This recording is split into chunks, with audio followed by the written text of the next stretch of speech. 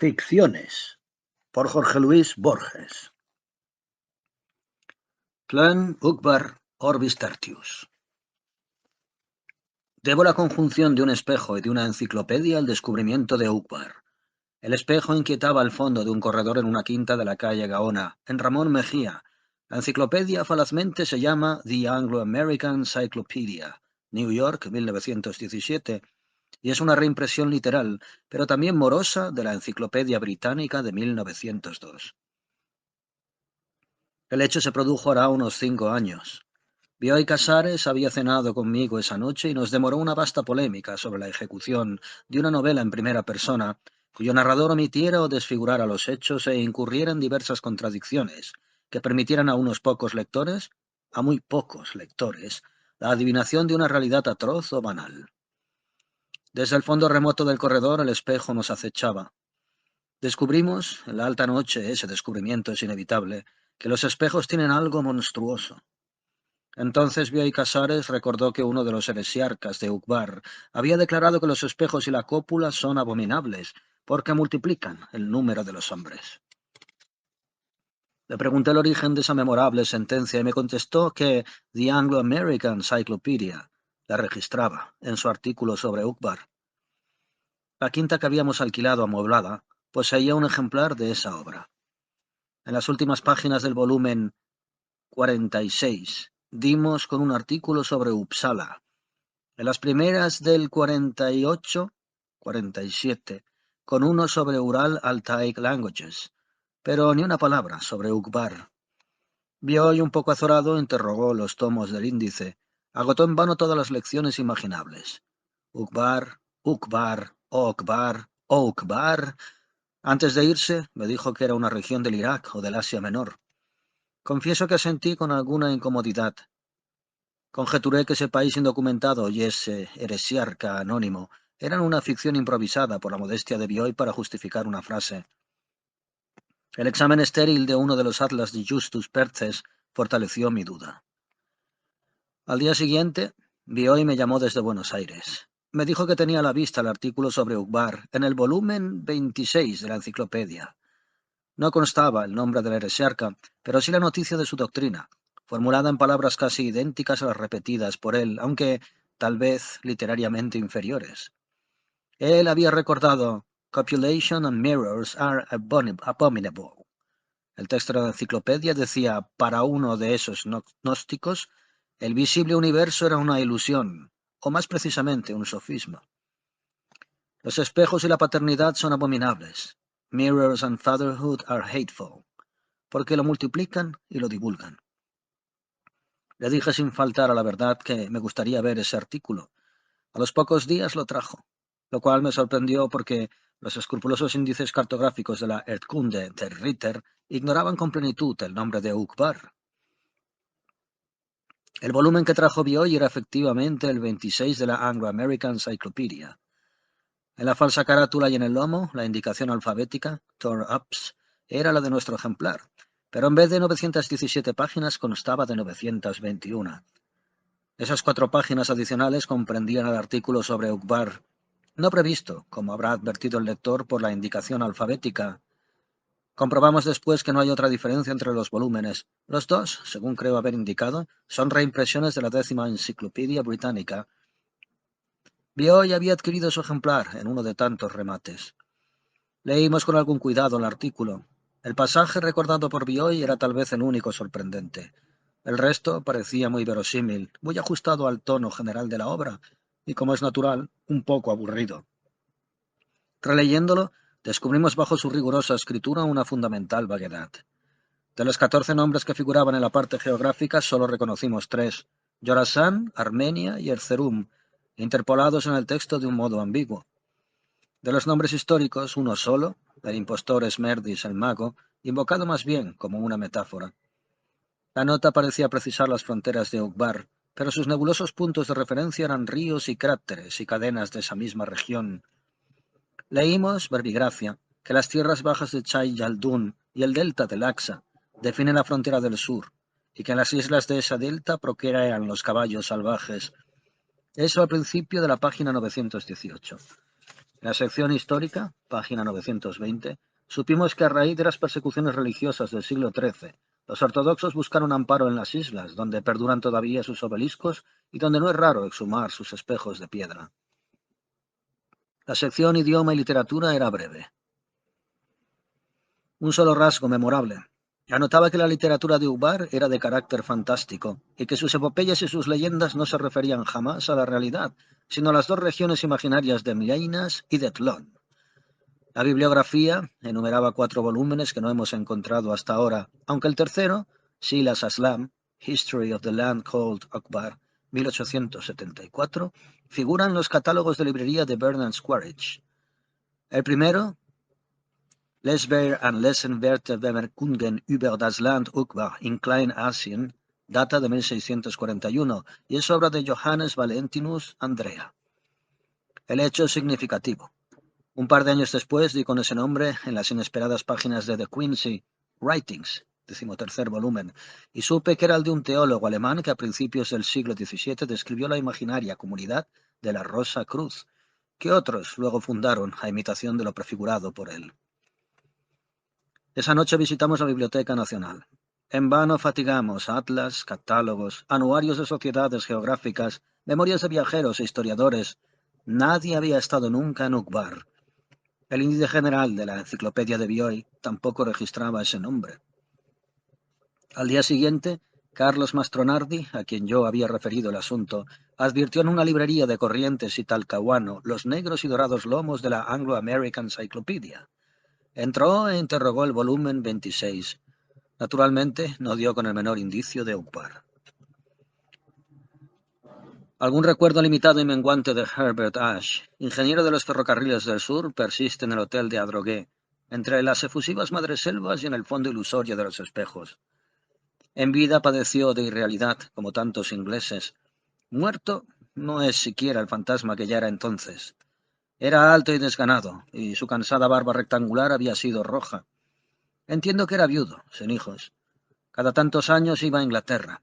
A visitar, juzgo por unas fotografías que nos mostró, un reloj de sol y unos robles. Mi padre había estrechado con él, el verbo es excesivo, una de esas amistades inglesas que empiezan por excluir la confidencia y que muy pronto omiten el diálogo. Solían ejercer un intercambio de libros y de periódicos. Solían batirse al ajedrez, taciturnamente. Lo recuerdo en el corredor del hotel, con un libro de matemáticas en la mano, mirando a veces los colores irrecuperables del cielo. Una tarde hablamos del sistema duodecimal de numeración, en el que 12 se escribe 10. Ash dijo que precisamente estaba trasladando no sé qué tablas duodecimales a sexagesimales, en las que 60 se escribe 10. Agregó que ese trabajo le había sido encargado por un noruego, en Río Grande do Sul. 8 años que lo conocíamos y no había mencionado nunca su estadía en esa región.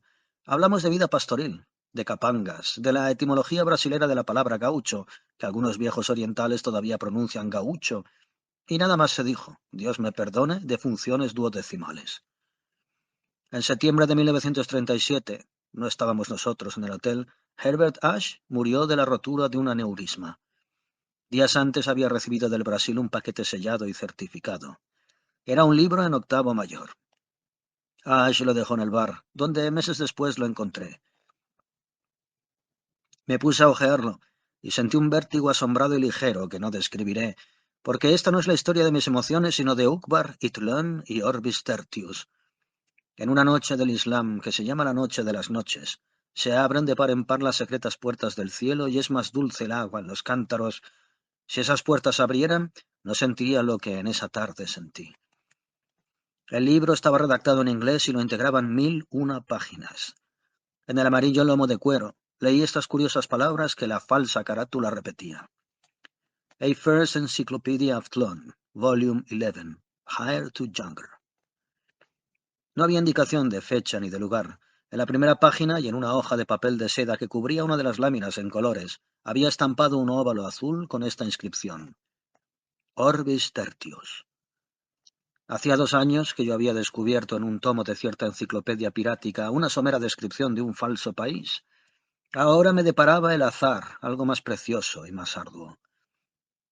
Ahora tenía en las manos un vasto fragmento metódico de la historia total de un planeta desconocido, con sus arquitecturas y sus barajas, con el pavor de sus mitologías y el rumor de sus lenguas, con sus emperadores y sus mares, con sus minerales y sus pájaros y sus peces, con su álgebra y su fuego, con su controversia teológica y metafísica. Todo ello articulado, coherente, sin visible propósito doctrinal o tono paródico. En el 11º tomo de que hablo, hay alusiones a tomos ulteriores y precedentes. Néstor Ibarra, en un artículo ya clásico de la NRF, ha negado que existen esos aláteres. Ezequiel Martínez Estrada y Drieu La Rochelle han refutado, quizá victoriosamente, esa duda. El hecho es que hasta ahora las pesquisas más diligentes han sido estériles. En vano hemos desordenado las bibliotecas de las dos Américas y de Europa. Alfonso Reyes, harto de esas fatigas subalternas de índole policial, propone que entre todos acometamos la obra de reconstruir los muchos y macizos tomos que faltan. Exungue leonem. Calcula entre veras y burlas que una generación de tlonistas puede bastar. Ese arriesgado cómputo nos retrae al problema fundamental. ¿Quiénes inventaron Atlón? El plural es inevitable, porque la hipótesis de un solo inventor, de un infinito Leibniz, obrando en la tiniebla y en la modestia, ha sido descartada unánimemente. Se conjetura que este Brave New World es obra de una sociedad secreta de astrónomos, de biólogos, de ingenieros, de metafísicos, de poetas, de químicos, de algebristas, de moralistas, de pintores, de geómetras, dirigidos por un oscuro hombre de genio. Abundan individuos que dominan esas disciplinas diversas, pero no los capaces de invención, y menos los capaces de subordinar la invención a un riguroso plan sistemático. Ese plan es tan vasto que la contribución de cada escritor es infinitesimal. Al principio, se creyó que Clon era un mero caos, una irresponsable licencia de la imaginación. Ahora se sabe que es un cosmos, y las íntimas leyes que lo rigen han sido formuladas siquiera en modo provisional. Básteme recordar que las contradicciones aparentes del 11º tomo son la piedra fundamental de la prueba de que existen los otros. Tan lúcido y tan justo es el orden que se ha observado en él. Las revistas populares han divulgado, con perdonable exceso, la zoología y la topografía de Tlön. Yo pienso que sus tigres transparentes y sus torres de sangre no merecen tal vez la continua atención de todos los hombres. Yo me atrevo a pedir unos minutos para su concepto del universo. Hume notó para siempre que los argumentos de Berkeley no admiten la menor réplica y no causan la menor convicción. Ese dictamen es del todo verídico en su aplicación a la Tierra, del todo falso en Tlön. Las naciones de ese planeta son, congénitamente, idealistas. Su lenguaje y las derivaciones de su lenguaje, la religión, las letras, la metafísica, presuponen el idealismo. El mundo para ellos no es un concurso de objetos en el espacio, es una serie heterogénea de actos independientes. Es sucesivo, temporal y no espacial. No hay sustantivos en la conjetural Obsfrage de Tlön, de la que proceden los idiomas actuales y los dialectos. Hay verbos impersonales calificados por sufijos o prefijos monosilábicos de valor adverbial. Por ejemplo, no hay palabra que corresponda a la palabra luna, pero hay un verbo que sería en español lunecer o lunar. Surgió la luna sobre el río, se dice chlor ufang axaxaxas mlo. O sea, en su orden hacia arriba, upward, detrás, duradero, fluir, luneció. Sul solar traduce con brevedad upa, trasperfluye, lunó. Upward behind the onstreaming it moved. Lo anterior se refiere a los idiomas del hemisferio austral. En los del hemisferio boreal, de cuya Ursprache hay muy pocos datos en el 11º tomo, la célula primordial no es el verbo sino el adjetivo monosilábico. El sustantivo se forma por acumulación de adjetivos. No se dice luna, se dice aéreo claro sobre oscuro redondo o anaranjado tenue del cielo, o cualquier otra agregación.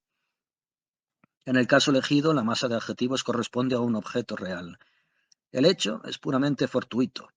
En la literatura de este hemisferio, como en el mundo subsistente de Meinong, abundan los objetos ideales, convocados y disueltos en un momento, según las necesidades poéticas. Los determina a veces la mera simultaneidad. Hay objetos compuestos de dos términos, uno de carácter visual y otro auditivo. El color del naciente y el remoto grito de un pájaro. Los hay de muchos. el sol y el agua contra el pecho del nadador, el vago rosa trémulo que se ve con los ojos cerrados, la sensación de quien se deja llevar por un río y también por el sueño. Esos objetos de segundo grado pueden combinarse con otros. El proceso, mediante ciertas abreviaturas, es prácticamente infinito. Hay poemas famosos compuestos de una sola enorme palabra. Esta palabra integra un objeto poético creado por el autor.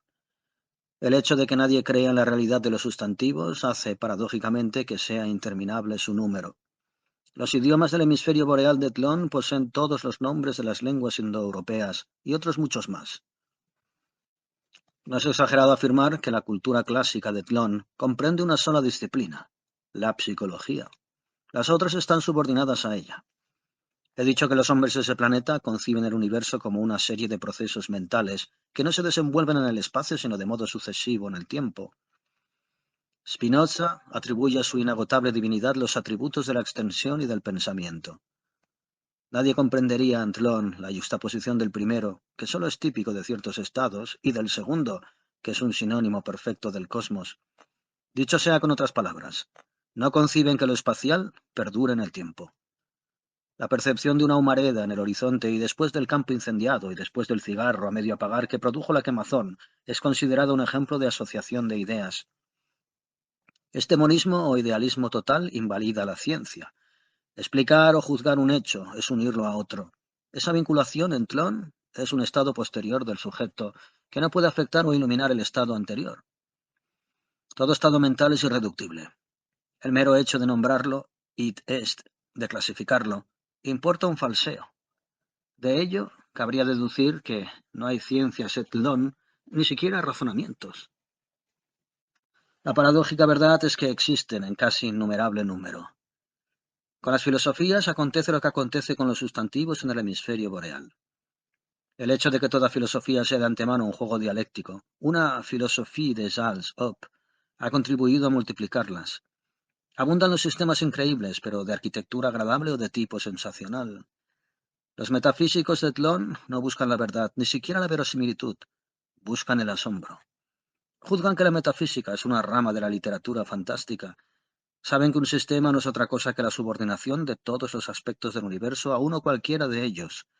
Hasta la frase todos los aspectos es rechazable, porque supone la imposible adición del instante presente y de los pretéritos. Tampoco es lícito el plural los pretéritos, porque supone otra operación imposible. Una de las escuelas de Tlön llega a negar el tiempo.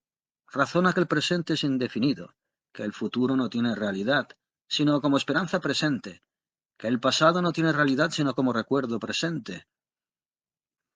Otra escuela declara que ha transcurrido ya todo el tiempo y que nuestra vida es apenas el recuerdo o reflejo crepuscular y sin duda falseado y mutilado de un proceso irrecuperable.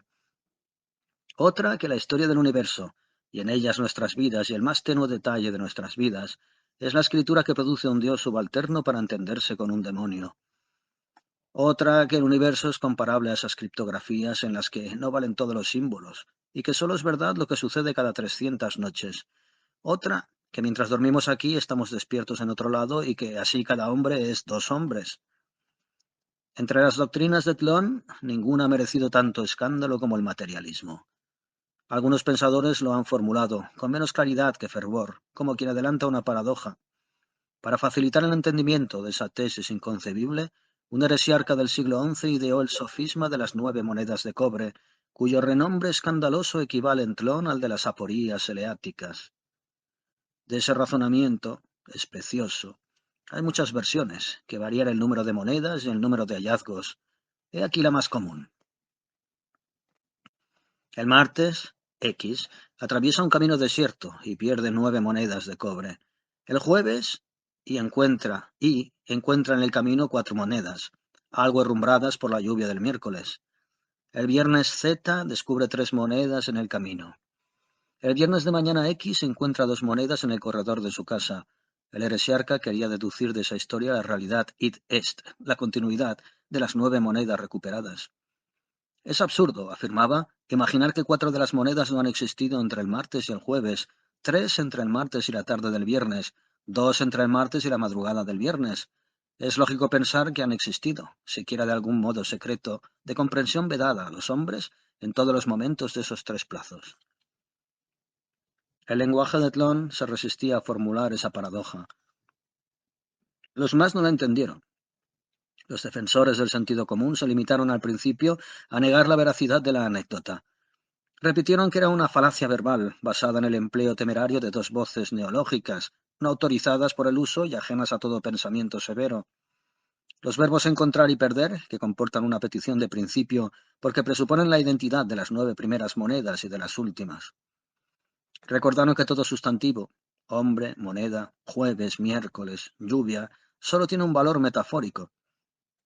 Denunciaron la pérfida circunstancia, algo herrumbradas por la lluvia del miércoles, que presupone lo que se trata de demostrar, la persistencia de las 4 monedas entre el jueves y el martes.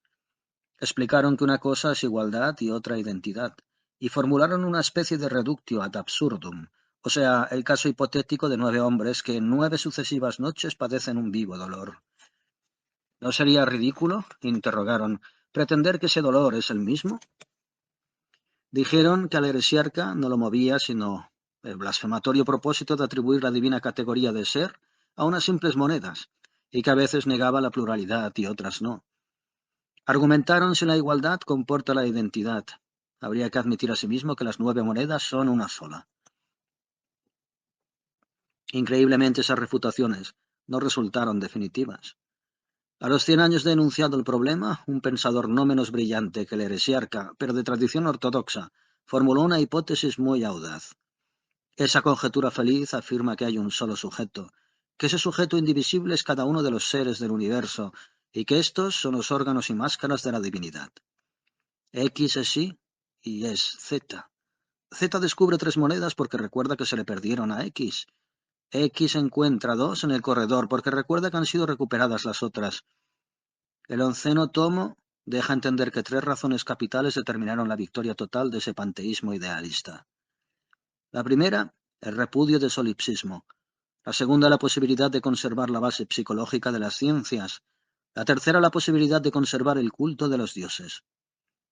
Schopenhauer, el apasionado y lúcido Schopenhauer, formula una doctrina muy parecida en el primer volumen del Parerga und Paralipomena. La geometría de Tlön comprende 2 disciplinas algo distintas, la visual y la táctil. La última corresponde a la nuestra y la subordinan a la primera. La base de la geometría visual es la superficie, no el punto. Esta geometría desconoce las paralelas y declara que el hombre que se desplaza modifica las formas que lo circundan. La base de su aritmética es la noción de números indefinidos. Acentúan la importancia de los conceptos de mayor y menor que nuestros matemáticos simbolizan por los símbolos adscritos. Afirman que la operación de contar modifica las cantidades y las convierte de indefinidas en definidas.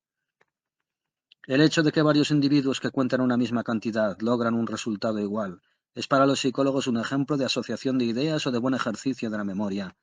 Ya sabemos que en Tlön el sujeto del conocimiento es uno y eterno. En los hábitos literarios también es todopoderosa la idea de un sujeto único. Es raro que los libros estén firmados. No existe el concepto del plagio. Se ha establecido que todas las obras son obra de un solo autor, que es intemporal y es anónimo. La crítica suele inventar autores. Elige 2 obras disímiles, el Tao Te Ching y las 1001 noches, digamos, y las atribuye a un mismo escritor y luego determina con probidad la psicología de ese interesante homme de lettres. También son distintos los libros. Los de ficción abarcan un solo argumento, con todas las permutaciones imaginables. Los de naturaleza filosófica invariablemente contienen la tesis y la antítesis, el riguroso pro y el contra de una doctrina. Un libro que no encierra su contralibro es considerado incompleto. Siglos y siglos de idealismo no han dejado de influir en la realidad. No es infrecuente en las regiones más antiguas de Tlön la duplicación de objetos perdidos. 2 personas buscan un lápiz. La primera lo encuentra y no dice nada. La segunda encuentra un segundo lápiz, no menos real, pero más ajustado a su expectativa. Esos objetos secundarios se llaman Hörnir y son, aunque de forma desairada, un poco más largos. Hasta hace poco, los Hörnir fueron hijos casuales de la distracción y el olvido. Parece mentira que su metódica producción cuente apenas 100 años, pero así lo declara el 11º tomo. Los primeros intentos fueron estériles. El modus operandi, sin embargo, merece recordación.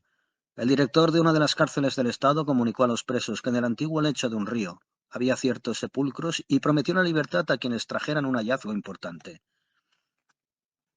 Durante los meses que precedieron a la excavación, les mostraron láminas fotográficas de lo que iban a hallar. Ese primer intento probó que la esperanza y la avidez pueden inhibir. Una semana de trabajo con la pala y el pico no logró exhumar otro jrón que una rueda rumbrada, de fecha posterior al experimento. Este se mantuvo secreto y se repitió después en 4 colegios. En 3 fue casi total el fracaso. En el cuarto, cuyo director murió casualmente durante las primeras excavaciones, los discípulos exhumaron, o produjeron, una máscara de oro, una espada arcaica, 2 o 3 ánforas de barro y el verdinoso y mutilado torso de un rey con una inscripción en el pecho que no se ha logrado aún descifrar. Así se descubrió la improcedencia de testigos que conocieran la naturaleza experimental de la busca. Las investigaciones en masa producen objetos contradictorios. Ahora se prefieren los trabajos individuales y casi improvisados. La metódica elaboración de Hrönir, dice el 11º tomo, ha prestado servicios prodigiosos a los arqueólogos. Ha permitido interrogar y hasta modificar el pasado, que ahora no es menos plástico y menos dócil que el porvenir.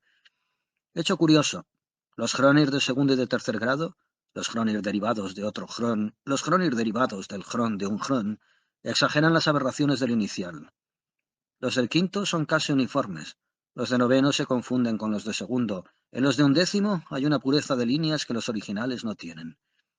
El proceso es periódico. El Hrön de duodécimo grado ya empieza a decaer. Más extraño y más puro que todo Hrön es a veces el Ur, la cosa producida por su gestión, el objeto educido por la esperanza. La gran máscara de oro que he mencionado es un ilustre ejemplo. Las cosas se duplican en Tlön. Propenden asimismo a borrarse y a perder los detalles cuando los olvida la gente. Es clásico el ejemplo de un umbral que perduró mientras lo visitaba un mendigo y que se perdió de vista a su muerte. A veces unos pájaros, un caballo, han salvado las ruinas de un anfiteatro. Salto Oriental, 1940. Postdata de 1947. Reproduzco el artículo anterior tal como apareció en la Antología de la Literatura Fantástica, 1940, sin otra escisión que algunas metáforas y que una especie de resumen burlón que ahora resulta frívolo. Han ocurrido tantas cosas desde esa fecha. Me limitaré a recordarlas. En marzo de 1941 se descubrió una carta manuscrita de Gunnar Eichford en un libro de Hinton, que había sido de Herbert Ashe. El sobre tenía el sello postal de Ouro Preto. La carta elucidaba enteramente el misterio de Tlön. Su texto corrobora la hipótesis de Martínez Estrada. A principios del siglo XVII, en una noche de Lucerna o de Londres, empezó la espléndida historia. Una sociedad secreta y benévola, que entre sus afiliados tuvo a Dalgarno y después a George Berkeley, surgió para inventar un país. En el vago programa inicial figuraban los estudios herméticos, la filantropía y la cábala. De esa primera época data el curioso libro de Andrea. Al cabo de unos años de conciliábulos y de síntesis prematuras, comprendieron que una generación no bastaba para articular un país. Resolvieron que cada uno de los maestros que la integraban eligiera un discípulo para la continuación de la obra. Esa disposición hereditaria prevaleció. Después de un hiato de 2 siglos, la perseguida fraternidad resurge en América. Hacia 1824, en Memphis, Tennessee, uno de los afiliados conversa con el ascético millonario Ezra Buckley. Este lo deja hablar con algún desdén y se ríe de la modestia del proyecto. Le dice que en América es absurdo inventar un país y le propone la invención de un planeta. A esa gigantesca idea añade otra, hija de su nihilismo, la de guardar en el silencio la empresa enorme. Circulaban entonces los 20 tomos de la Enciclopedia Británica. Buckley sugiere una enciclopedia metódica del planeta ilusorio. Les dejará sus cordilleras auríferas, sus ríos navegables, sus praderas holladas por el toro y por el bisonte, sus negros, sus prostíbulos y sus dólares, bajo una condición.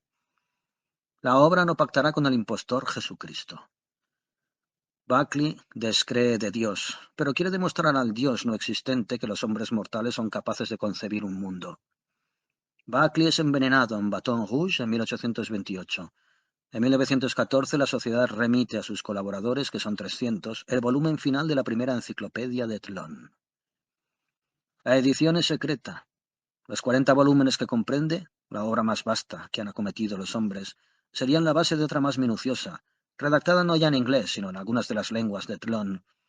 Esa revisión de un mundo ilusorio se llama provisoriamente Orbis Tertius, y uno de sus modestos demiurgos fue Herbert Ash. No sé si como agente de Gunnar Erfurt o como afiliado. Su recepción de un ejemplar del onceno tomo parece favorecer lo segundo, pero ¿y los otros? Hacia 1942 arreciaron los hechos. Recuerdo con singular nitidez uno de los primeros y me parece que algo sentí de su carácter premonitorio. Ocurrió en un departamento de la calle Laprida, frente a un claro y alto balcón que miraba el ocaso. La princesa de Faucigny-Lucinge había recibido de Poitiers su vajilla de plata. Del vasto fondo de un cajón rubricado de sellos internacionales iban saliendo finas cosas inmóviles, platería de Utrecht y de París, con dura fauna heráldica, un samovar.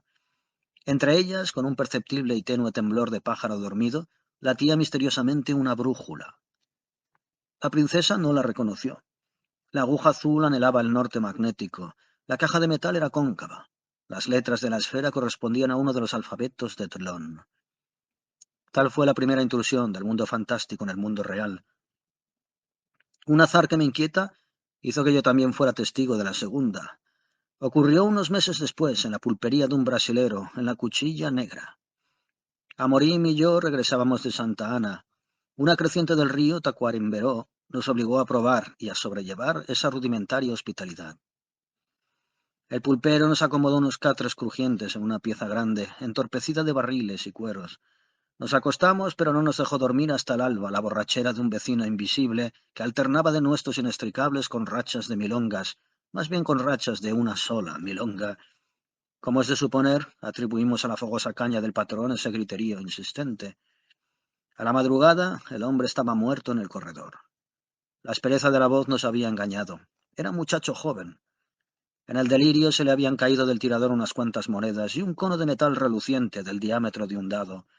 En vano un chico trató de recoger ese cono. Un hombre apenas acertó a levantarlo. Yo lo tuve en la palma de la mano algunos minutos. Recuerdo que su peso era intolerable y que después de retirado el cono la opresión perduró. También recuerdo el círculo preciso que me grabó en la carne. Esa evidencia de un objeto muy chico y a la vez pesadísimo dejaba una impresión desagradable de asco y de miedo. Un paisano propuso que lo tiraran al río correntoso. Amorim lo adquirió mediante unos pesos. Nadie sabía nada del muerto, salvo que venía de la frontera. Esos conos pequeños y muy pesados, hechos de un metal que no es de este mundo, son imagen de la divinidad en ciertas religiones de Tlön. Aquí doy término a la parte personal de mi narración. Lo demás está en la memoria, cuando no en la esperanza o en el temor de todos mis lectores. Básteme recordar o mencionar los hechos subsiguientes, con una mera brevedad de palabra que el cóncavo recuerdo general enriquecerá o ampliará. Hacia 1944, un investigador del diario The American, de Nashville, Tennessee, exhumó en una biblioteca de Memphis los 40 volúmenes de la primera enciclopedia de Tlön. Hasta el día de hoy se discute si ese descubrimiento fue casual o si lo consintieron los directores del todavía nebuloso Orbis Tertius. Es verosímil lo segundo. Algunos rasgos increíbles del onceno tomo, verbigracia a la multiplicación de los Hvenir, han sido eliminados o atenuados en el ejemplar de Memphis. Es razonable imaginar que esas tachaduras obedecen al plan de exhibir un mundo que no sea demasiado incompatible con el mundo real. La diseminación de objetos de Tlön en diversos países complementaría ese plan. El hecho es que la prensa internacional voceó infinitamente el hallazgo. Manuales, antologías, resúmenes, versiones literales, reimpresiones autorizadas y reimpresiones piráticas de la obra mayor de los hombres abarrotaron y siguen abarrotando la tierra. Casi inmediatamente la realidad cedió en más de un punto. Lo cierto es que anhelaba ceder. Hace 10 años bastaba cualquier simetría con apariencia de orden, el materialismo dialéctico, el antisemitismo, el nazismo, para embelesar a los hombres. ¿Cómo no someterse a Tlön, a la minuciosa y vasta evidencia de un planeta ordenado? Inútil responder que la realidad también está ordenada. Quizá lo esté, pero de acuerdo a leyes divinas. Traduzco.